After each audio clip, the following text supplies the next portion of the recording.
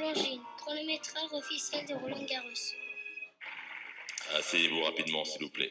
Ah, on est prêt. On est prêt. On est prêt. Allez, pour parler notamment de Gaël, mon fils, qui a encore une fois enflammé Roland. Cette fois, c'était sur le cours Suzanne Lenglen. Il a été comme la monf. Voilà.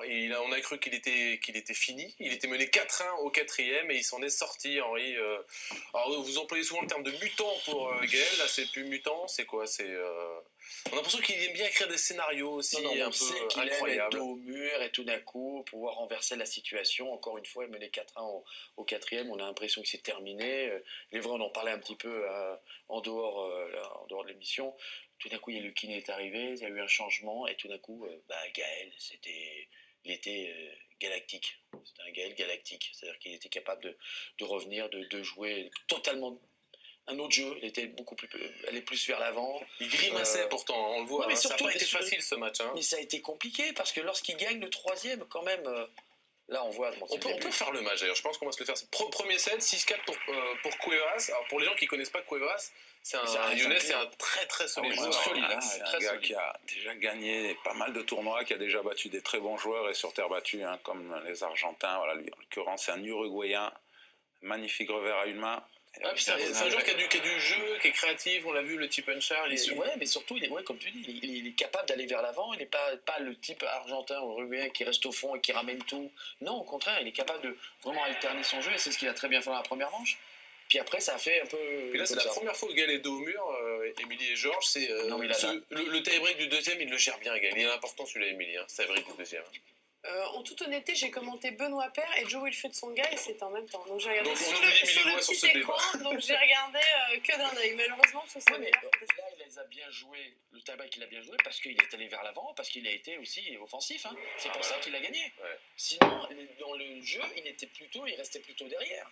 Mais dans un style différent, il n'y a pas des moments où il te fait penser un peu à Gilles Simon aussi, où il joue pas au ralenti, mais il joue, voilà, ouais. Il joue, mais il met pas grand chose dans la balle. Et puis je sais pas d'ailleurs ce qu'il attend de tout ça, parce que quand il met pas grand chose dans la balle, c'est sûr que contre des bons joueurs, il va avoir des problèmes. Ça, et puis il y a des moments d'un seul coup. Alors là, le public, l'ambiance, ce côté un peu dramatique, là, d'un seul coup, ça galvanise. Voilà. Moi, il fait un peu penser quand même aussi à Younes El Ainaoui. Dans le rapport au public, dans l'électricité. J'ai l'impression que parfois il veut prendre du plaisir parce que je trouve qu'il a un potentiel énorme, Gaël, on l'a dit, on l'a répété. Ouais. Et quand il sent que voilà, il a un adversaire qui est à sa portée, il veut faire durer le plaisir. Alors je sais pas, parce que la souris, c'est presque ça. Tout à fait. Il fait intervenir le kiné dans le quatrième. Il a envie que ça dure. Voilà, faire durer. Et puis à la fin, voilà.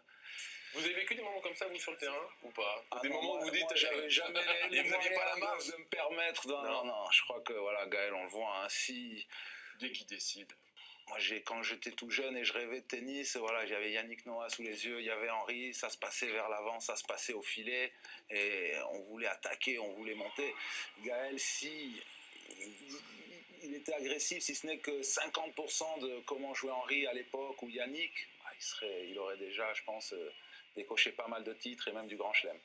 Voilà, je suis pas d'accord, c'est quand tu dis, par exemple, dès qu'il décide...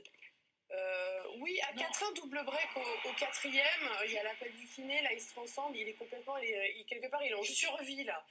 Mais s'il n'arrive pas à le faire au tout début, c'est qu'il y a quand même une raison. Il y a un blocage. Il y a un blocage. Regardez le public, juste, c'est des supporters de foot là. Je suis d'accord avec toi, je dis pas quand il décide, je dis quand il y a un certain blocage à un moment, quand il se retrouve dos au mur et qu'il sent qu'il y a un truc, il y a quelque chose qui se passe dans sa tête ou dans son attitude, tout d'un coup, je sais pas, il frisson et c'est plus le même joueur.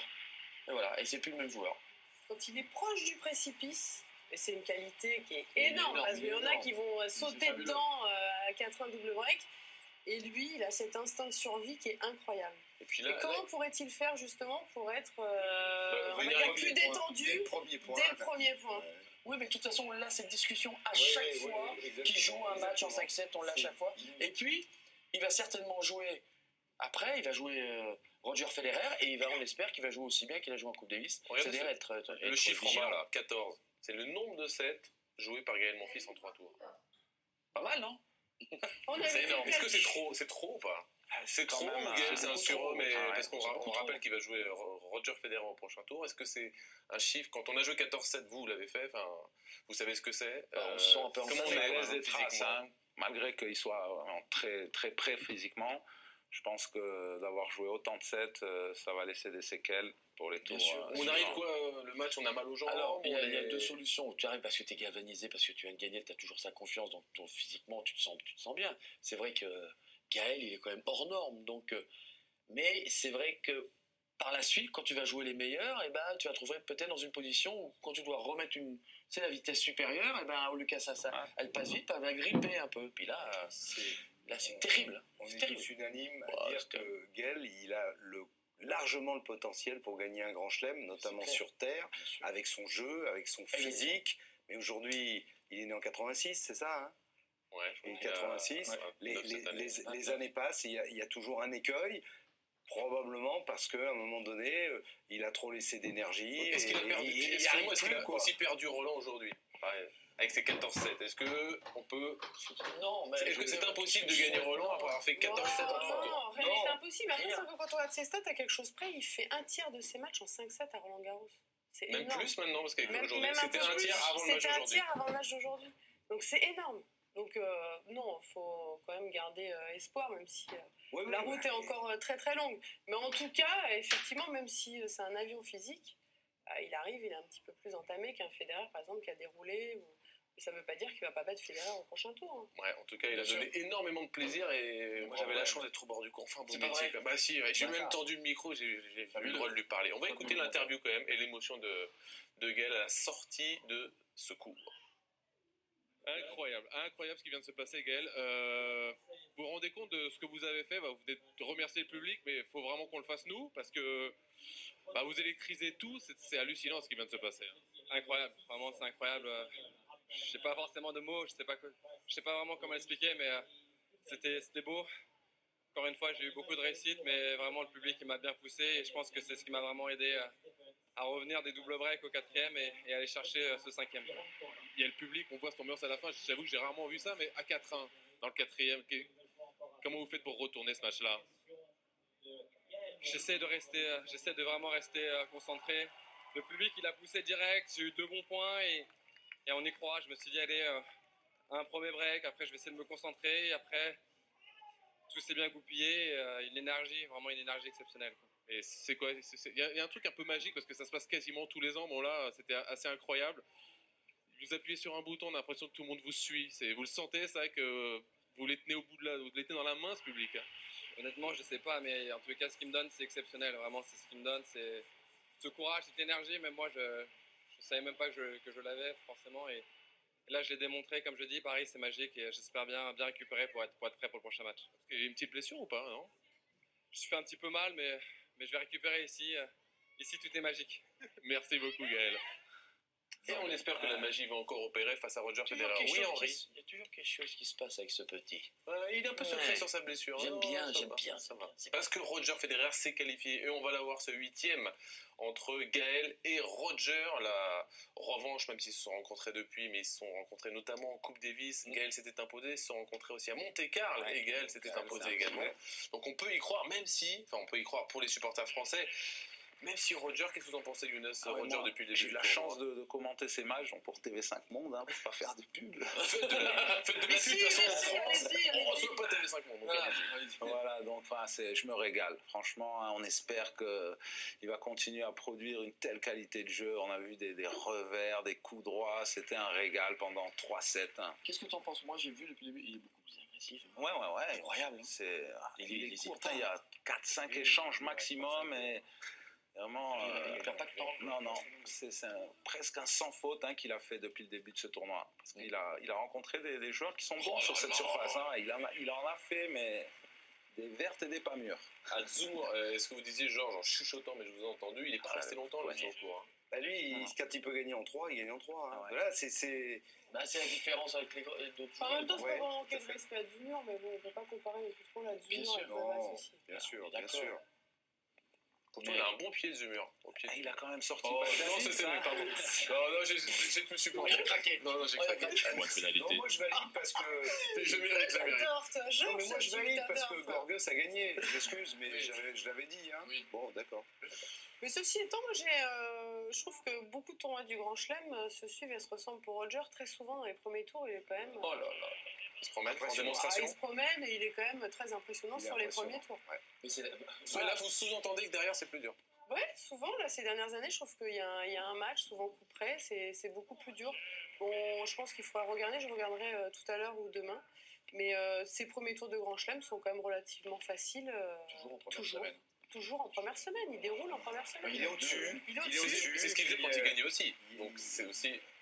Est-ce que c'est pas une condition Est-ce que c'est pas une condition sine qua non pour gagner un tournoi du Grand Tu ne Chelem? gagnes pas 17 tournois du Grand Chelem en perdant ton temps en première semaine. Je crois qu'à un moment, il faut savoir mettre l'église au milieu du village, comme je dis à chaque fois. Mais ce qui est important, c'est de gagner. Et c'est vrai, quand tu peux gagner 2, 2 et 2, tu les mets. Hein. Ça, il n'y a aucun problème. Hein. Tu ne vas pas rester plus de temps sur le terrain pour essayer de trouver quoi, d'autres sensations. Parce que là où Younes a raison, et ce qu'il a déclaré d'ailleurs après le match, c'est qu'il a vraiment eu envie de tester des nouvelles choses, et notamment le jeu vers l'avant aujourd'hui. Est-ce qu'il ne travaille pas justement Il le teste parce qu'il est face à du mur, il va Oui, mais il le tester teste pour les face à matchs Gaël suivants, non? Monfils, parce Il le qu'il a teste, peur de c'est Gaël intéressant de le Monfils. faire. Il a C'est intéressant de le raison, faire. bien sûr. Bien sûr. Mais là, ça montre quand même la supériorité qu'il a face à ce genre de joueur. Roger Federer, donc qui se qualifie On voit tout, mais ça suffisait pour les huitièmes de finale. Aussi, hein. L'une de nos rubriques quotidiennes, c'est le chiffre clé. Voilà, comment découvrir un joueur en chiffres, c'est avec Yannick Kochenek, c'est le chiffre clé du jour consacré à Roger Federer.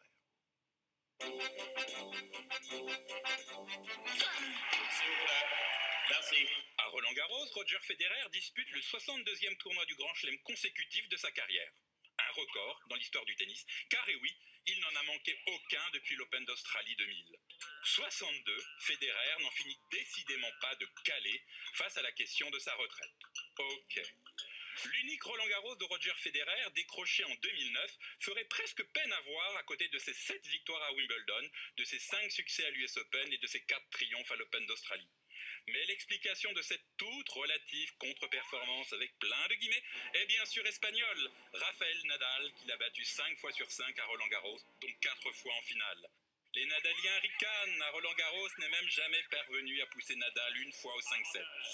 Roland-Garros où Federer et Nadal se sont affrontés le plus de fois dans le Grand Chelem avec 5 duels contre 3 à Wimbledon, 3 à l'Open d'Australie et aucun à l'US Open.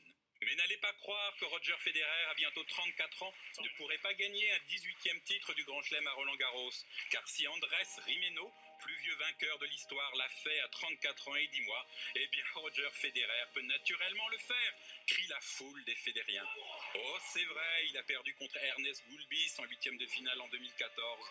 Mais à Roland-Garros, Roger Federer n'a désormais plus de pression au moment où Rafael Nadal frôle, lui, la dépression. Les Fédériens y croient et les Nadaliens les foudroient. Entre une 26e finale du Grand Chelem pour Roger Federer ou une 21e finale du Grand Chelem pour Rafael Nadal, au terme de ce Roland-Garros, hésitez, il n'y aurait donc pas de quoi. Federer et Nadal, qui sont à égalité avec 9 finales pour le premier à Wimbledon et 9 finales pour le second à Roland-Garros. Alors numéro 10 à Paris ou numéro 10 à Londres? Merci. J'entends c'est Marco clair. là, c'est Wimbledon machin. Allez-y. Pardon. C'est intéressant. Non, c'est c'est bien, intéressant. Allez-y, Younes. Je te disais que les joueurs, tu perds 50% de tes moyens quand tu écoutes le speaker qui annonce le palmarès de Federer qui s'arrête plus. Tu dis, le gars, il a des chiffres. Wimbledon 2001, 2002, 2003. Non mais c'est leur force. Hein. Ouais, impressionnant Roger Federer, donc il va retrouver Gaël Monfils en 8e de finale. Jo-Wilfried Tsonga, lui aussi, passe la première semaine en mode patron, pas un set lâché par Joe qui était sur le central, sur la lourde terre de ce central aujourd'hui face à Andorra. Un match, contrairement à Gaël, qui s'est jamais vraiment enflammé, mais qu'il a toujours maîtrisé l'animal. Il a maîtrisé son sujet, même si par moments, c'était un petit peu plus compliqué pour lui parce qu'il avait un vrai spécialiste de terre battue quand même. Hein. Le gars, c'est un bon joueur et on a vu un Joe qui était vraiment bon, qui était lucide à un certain moment, même s'il y a eu parfois des petites choses qui doivent peaufiner pour les prochains tours, mais il a été bon et surtout il a gagné en 3-7. Il était en contrôle. Hein. Moi, j'ai pris votre place pour ce match-là. Vous avez fait Bégonia. J'ai fait Bégonia aujourd'hui. Et c'est vrai qu'il a parfois un peu lâché, mais en première, ça claque vraiment bien. Avec coup droit aussi. Mais il y a des petits moments où... On va revenir un peu... il on a redescend un dit, petit peu. comme il a beaucoup moins de pression, il a l'air un peu plus relâché. Je pense. Ça me fait vraiment du bien à Joe. Alors Vraiment. effectivement, on s'est moins enflammé que sur le match de Gaël, mais il a tout solide, fait pour que personne s'enflamme et que son adversaire s'enflamme, quoi, tout simplement. Il est solide du début à la fin. Il a dit qu'il allait travailler un petit peu sur son attitude et la façon d'être sur le terrain. Et franchement, alors il a un petit peu parlé par moment, mais c'était très peu. Et il est solide du début à la fin. Et lui arrive effectivement là sur le terrain. Il est déterminé, il est concentré. On a l'impression que c'est un rock qui arrive. D'ailleurs, il l'a dit à la fin du match. Et je pense que franchement, on l'attend un petit peu moins, on en parle un petit peu moins. Il me fait forte impression. C'est souvent ce que je dis, c'est que souvent sur les premiers tours, lui laisse des sets filer. Ça a pu se passer dans le passé. Et là, il colle 3-7 là, sur les 3 premiers tours, il n'y a rien à dire. Rien à dire, et en plus solide. Et prochain tour, ça va être va falloir avoir du très très bon Joe parce que ce sera face à Thomas Berdych.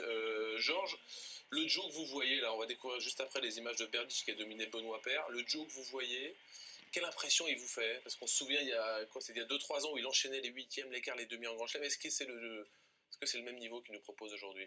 Il me plaît bien, faut le voir maintenant contre un joueur Thomas Berdych, encore meilleur, mais il me plaît bien pour 2 raisons. J'aime bien son attitude, je trouve qu'il progresse quand même en revers parce qu'il a la chance d'avoir un Nicolas Escudé avec lui qui lui enseigne un peu de cette magie du revers le long de la ligne que Joe avait du mal à faire. Je l'ai vu en faire pas mal là, physiquement. Il l'avait pas avant ça? Physique, bien ça. Et il n'a pas toujours été il n'a pas toujours été un grand spécialiste du revers le long de la ligne. Je trouve que là il le fait bien, c'est bien fluide, c'est naturellement. Il a toujours sa puissance de jeu. Il a l'air bien physiquement parce que faut être honnête, quelquefois Joe, on a l'impression qu'il est un peu lourd.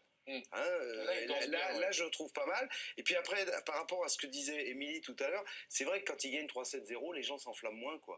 Parce que les gens s'enflamment quand il y a 4-4, 5-4, qu'il y a du drame, quoi. Là, il domine, on le sent au-dessus, donc les gens s'enflamment moins. Mais tennistiquement, c'est très très propre ce qu'il produit. Et ce qui est retour de revers, d'habitude il retourne pas très bien. Les couples la trajectoire, il vient prendre la balle tôt retour. C'est bien. Je sais qu'on va manquer de temps, je vais quand même entendre Younes sur Joe. Moi, pareil, hein, je trouve qu'ils sont à peu près même standard avec Gaël, potentiel énorme. On sent que, comme on disait tout à l'heure, il a l'impression que son heure risque de passer, Joe, que les années, il aura moins et moins la chance. Et là, il s'est fait un peu oublier et c'est toujours bon. Il a laissé un peu toute la pression sur les épaules de Gaël. Gilles Simon, il y a pas mal de Français, donc il n'a pas perdu un set, donc attention pour la suite. Voilà, les voyants sont au vert avant d'affronter l'un des hommes en forme, très en forme dans ce début de saison, Thomas Berdych, le Tchèque qui était face à Benoît Paire sur le court numéro 1. Alors Benoît, il s'est battu avec ses armes, Thomas Berdych qui est en orange en haut de l'écran, qui pose cette jolie volée ici. Un 17 gratté par Benoît, le deuxième au tie-break. Sinon, c'est du Berdych en mode Berdych, voilà, c'est ça. Berdych, c'est du lourd et du lourd. C'est du tchèque, ça me fait penser à Rival Lendl de nos années. Dès qu'il a l'opportunité, il y va. L'impression qu'il est bien meilleur contre des joueurs un peu moins bons, Berdych. Il arrive vraiment à les écraser. Par contre, quand il rencontre les peut-être des gars il se crispe un peu de temps en temps, il moins agressif. Donc si Joe arrive... Est-ce que Joe fait partie de cette catégorie des joueurs très très forts?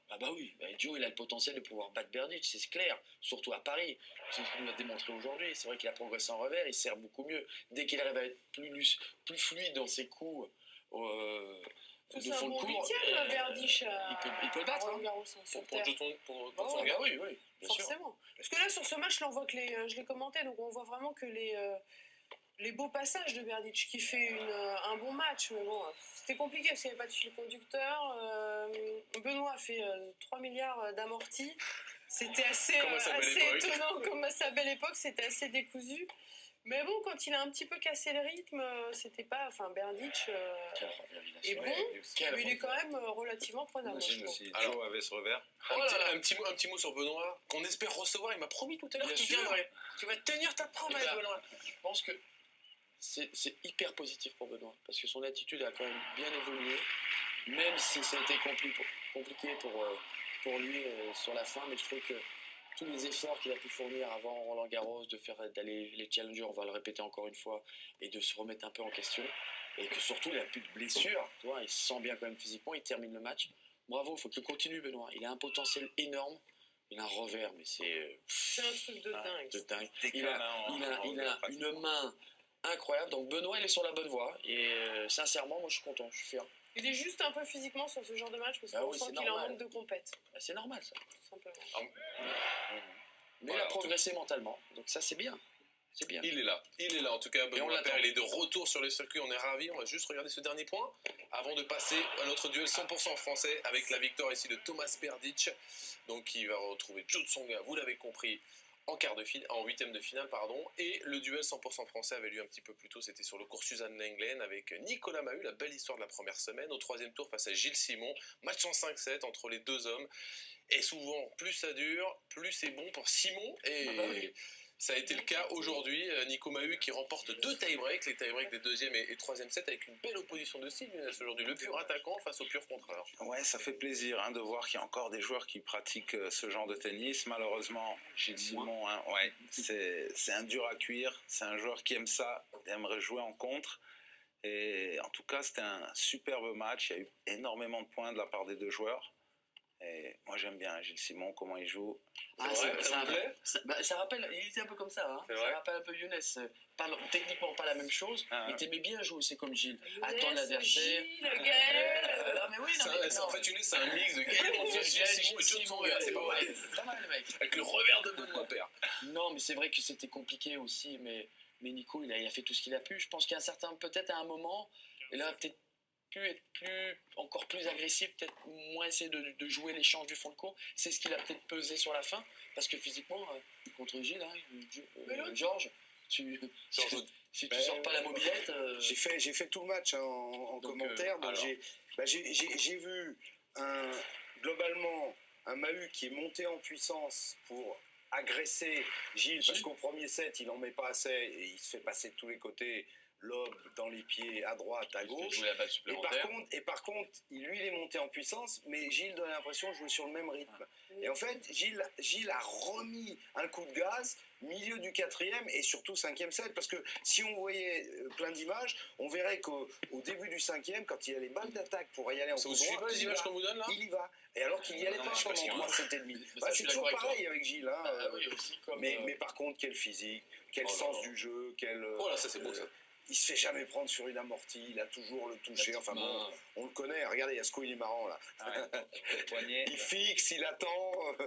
Mais regardez Gilles jouer, même, c'est vraiment ce que j'adore, comme tu dis, franchement c'est un jeu d'échecs, quoi. Il te met là, il te fait courir là. Et puis tu connais quand t'es un attaquant, c'est les pires.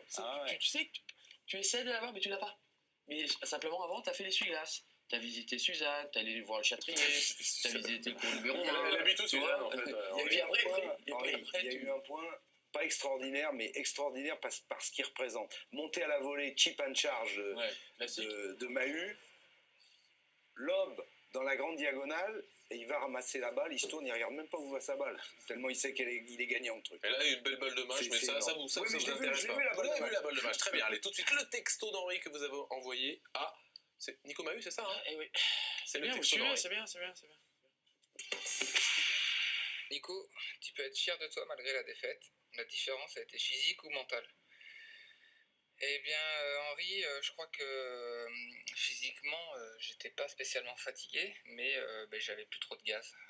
Le fait d'avoir joué le double, 2 doubles de plus de 2 heures, ça a un petit peu entamé un petit peu mon jus. Donc du coup, j'étais un petit peu en retard sur la fin. J'étais un petit peu moins réactif au retour. J'étais un petit peu plus loin pour jouer mes volets. Et puis je crois que ça a fait la différence. Et lui aussi a réglé la mire. Mentalement, je crois que j'étais prêt. J'étais prêt à aller en 5. J'étais prêt à tout donner. Je crois que c'est plus un petit peu d'aspect physique. Et puis surtout que Gilles s'est aussi relâché sur la fin